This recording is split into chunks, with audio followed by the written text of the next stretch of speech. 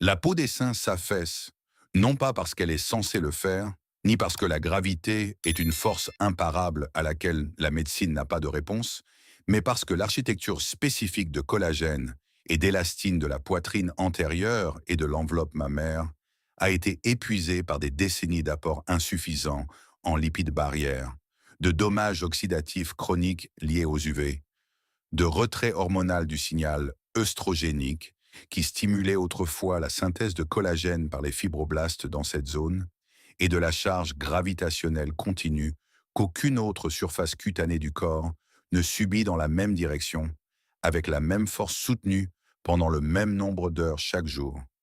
La peau de l'enveloppe mammaire, ce fin tissu dermique poreux à glandes sébacées qui détermine la fermeté et la forme du sein sous-jacent, n'est pas différente de la peau de votre visage.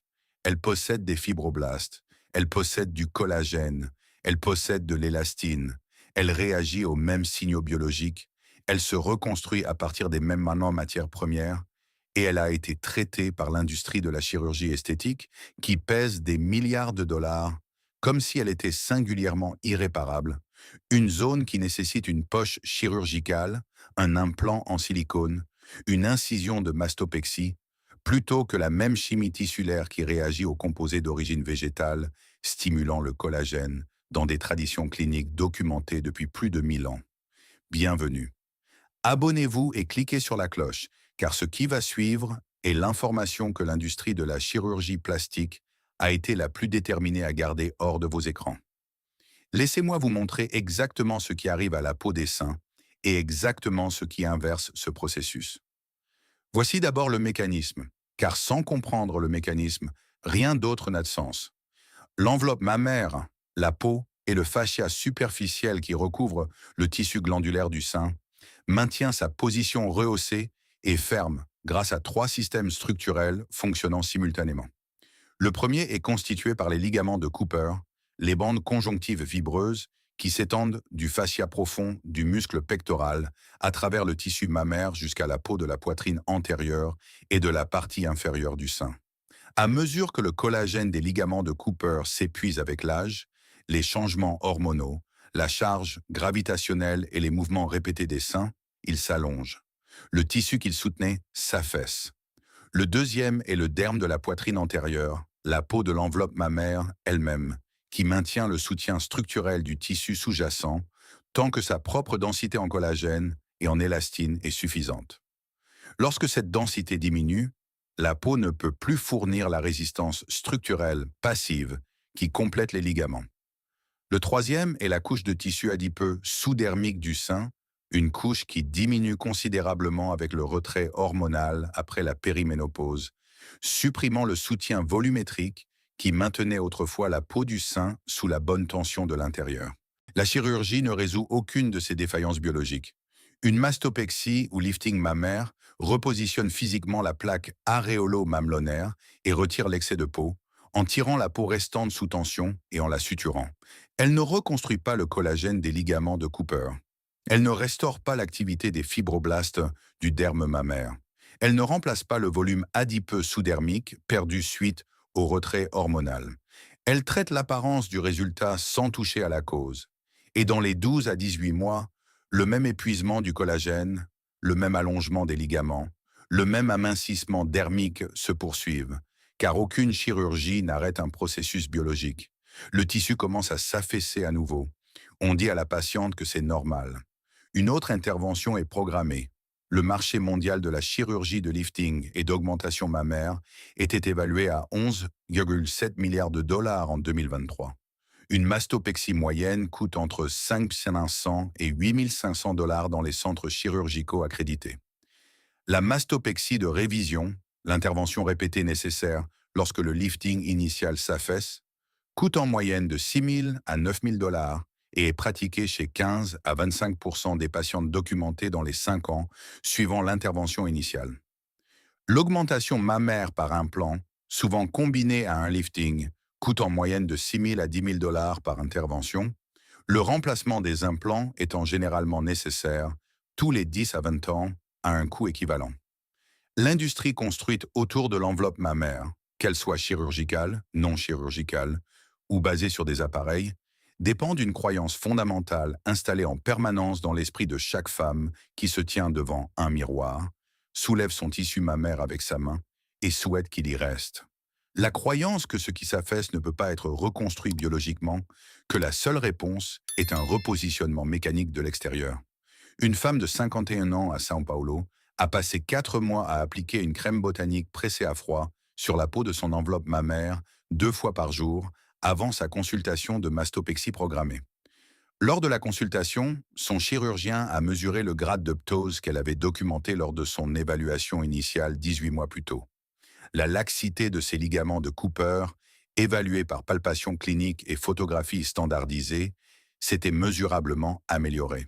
Son chirurgien, tout à son honneur, lui a dit que l'intervention n'était plus indiquée au grade qu'elle présentait initialement. Il n'avait aucune explication sur ce qui avait changé. Elle avait dépensé 5 $ pour un tube d'huile de germe de blé pressé à froid chaque mois pendant 4 mois. Son devis chirurgical était de 7 200 $. L'huile de germe de blé, pressée à froid à partir du germe du grain de blé Triticum aestivum, possède la plus forte concentration naturelle de tocopherol de vitamine E de toutes les huiles d'origine végétale sur Terre. Un fait documenté et confirmé par des chercheurs de l'université de Pavie en Italie, dans une étude de 2016 publiée dans Nutrient, qui a enregistré des niveaux de tocopherol dans l'huile de germe de blé pressée à froid, à des concentrations dépassant celles de toute autre huile botanique testée pour les 4 isomères de tocopherol simultanément. L'alpha-tocopherol, le bêta-tocopherol, le gamma-tocopherol et le delta-tocopherol, tous les 4 présents à des concentrations cliniquement pertinentes dans une huile de première pression qui est commercialisée à travers la Méditerranée depuis l'âge du bronze. Dans l'Égypte ancienne, des préparations à base de germes de blé étaient appliquées sur la peau de la poitrine et du corps comme traitement réparateur documenté dans les papyrus médicaux. Dans la Rome antique, Pline l'Ancien a documenté l'huile de germe de blé pour la restauration de la peau du corps avec une spécificité clinique que ses contemporains reconnaissaient. Dans la Perse du Xe siècle, Ibn Sina prescrivait des préparations à base de germes de blé pour la peau qui avait perdu son intégrité structurelle et son élasticité. Dans l'Allemagne médiévale, les herboristes ont documenté l'application d'huile de germe de blé sur la peau relâchée du corps pour la restauration du tonus et de la fermeté. Aucun d'entre eux ne comprenait les tocophérols. Tous comprenaient les résultats. Et les résultats qu'ils ont documentés à travers 1000 ans d'observations cliniques indépendantes étaient les mêmes résultats qu'un essai clinique évalué par des pairs et publié dans l'International Journal of Cosmetic Science a par la suite confirmé dans des tissus mesurés. Voici précisément pourquoi l'huile de germe de blé fonctionne sur la peau de l'enveloppe mammaire quand tout le reste échoue. Les 4 isomères de tocopherol présents dans l'huile de germe de blé traitent la défaillance structurelle de la peau des seins par 3 voies simultanées qu'aucun produit à mécanisme unique, aucune crème raffermissante, aucun traitement par radiofréquence, aucun lifting chirurgical ne traite en même temps. La première voie est la neutralisation des radicaux libres. La peau de l'enveloppe mammaire subit une exposition chronique aux UV depuis la surface supérieure de la poitrine, constante, cumulative et largement non protégée, car la plupart des femmes appliquent de la crème solaire sur leur visage et oublient complètement le décolleté et la poitrine antérieure. Ce rayonnement UV génère des espèces réactives de l'oxygène qui activent la cascade d'enzymes MMP destructrices de collagène dans le derme mammaire chaque jour. Le complexe de tocopherol de l'huile de germe de blé, appliqué localement, dépose une réserve antioxydante soutenue dans le derme mammaire qui intercepte ces espèces réactives de l'oxygène avant qu'elles ne puissent déclencher la cascade. La destruction continue du collagène ralentit. La deuxième voie est la réactivation des fibroblastes. L'étude de Nutrient de l'Université de Pavie a confirmé que l'alpha-tocopherol, à des concentrations administrables par voie topique, stimule directement la synthèse de collagène de type 1 et de type 3 dans les fibroblastes dermiques, y compris les fibroblastes du tissu conjonctif paraligamentaire entourant les ligaments de Cooper. Le collagène de type 3 est la variante spécifique qui forme le noyau structurel des fibres des ligaments de Cooper. La restauration de la synthèse de collagène de type 3 dans le tissu ligamentaire traite directement l'allongement responsable de l'affaissement des seins à sa source biologique. La troisième voie est la restauration de la barrière par l'acide linoléique. L'huile de germe de blé contient environ 55% d'acide linoléique, l'acide gras essentiel que la peau de l'enveloppe mammaire, avec ses pores à glandes sébacées, ne peut pas produire elle-même à des taux adéquats. Cet acide linoléique reconstruit la barrière lipidique intercellulaire du derme mammaire, restaurant la rétention d'humidité et l'épaisseur structurelle qui maintiennent la peau sous la bonne tension face à la charge gravitationnelle qu'elle supporte à chaque heure d'éveil. Les trois voies, un tube à 5 $, appliqué 2 fois par jour.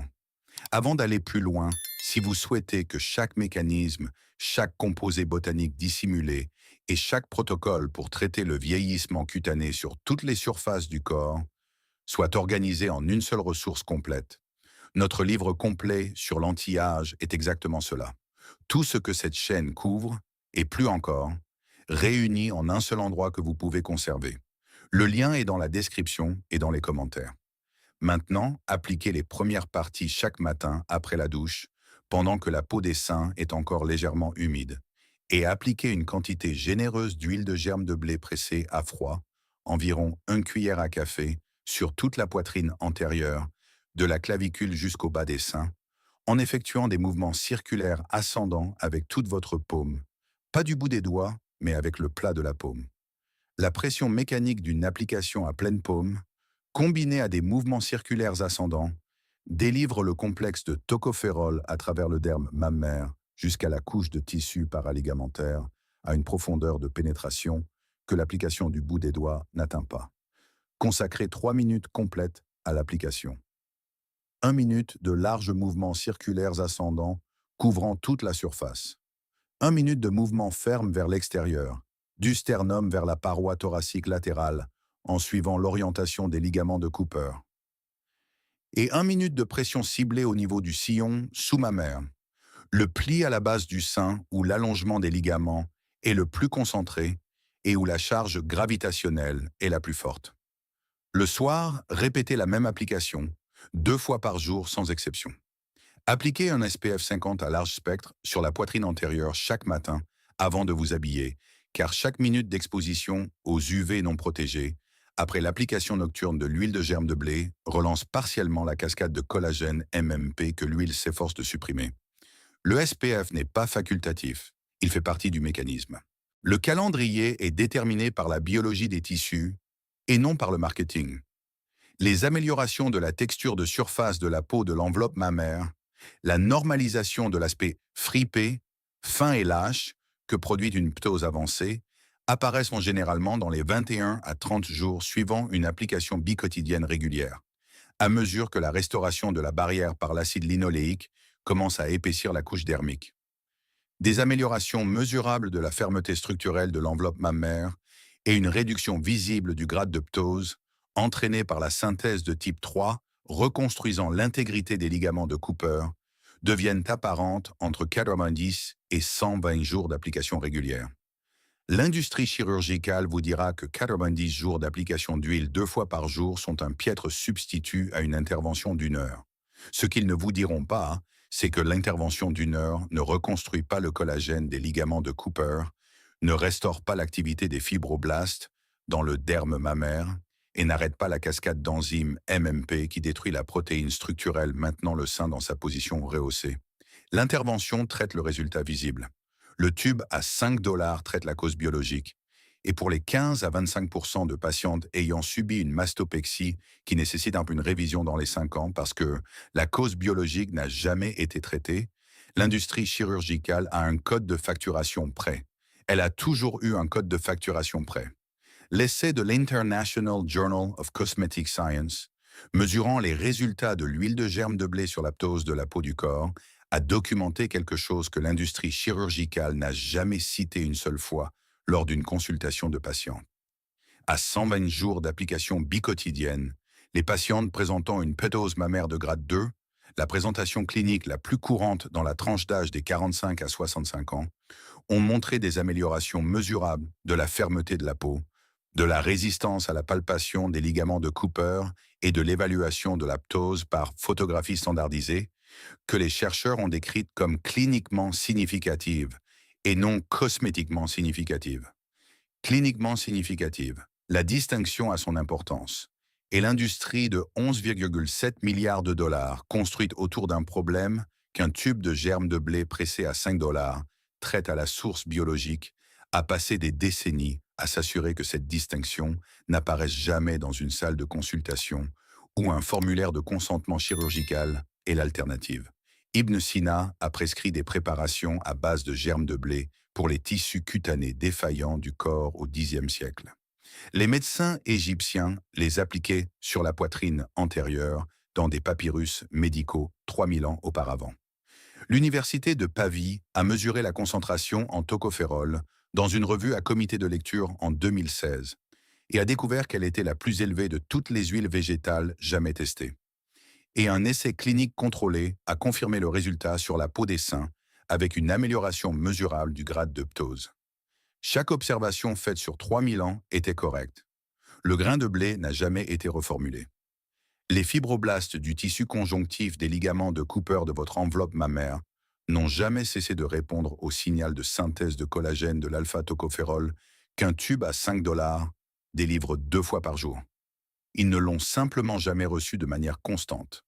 Notre livre complet sur l'anti-âge documente chaque mécanisme que les industries chirurgicales et cosmétiques ont enterré, réuni en un seul endroit pour la personne qui souhaite sérieusement traiter le vieillissement au niveau biologique plutôt qu'au niveau de l'apparence. Le lien est dans la description et dans les commentaires. Le tube à 5 dollars est sur l'étagère. Il l'a toujours été. Patient et inchangé depuis les champs de blé de l'âge du bronze, de l'Égypte ancienne, attendant que quelqu'un se souvienne de ce que l'industrie a dépensé des milliards pour vous apprendre à oublier. Si cette chambre forte vous ouvre de nouvelles perspectives aujourd'hui, abonnez-vous et partagez-la avec toutes les femmes que vous connaissez, à qui l'on a déjà proposé un devis chirurgical pour quoi que ce soit. La biologie a toujours été capable de reconstruire. Chaque partage maintient ses connaissances en vie. Si cette histoire a changé votre façon de voir le potentiel biologique de votre propre corps, veuillez vous abonner et aimer la chaîne. Nous exhumons l'histoire et la science qu'ils ont essayé d'enterrer. Plantez les graines de votre santé future. La prochaine chambre forte s'ouvrira bientôt et ce qui s'y trouve est encore plus profond. Merci de votre écoute.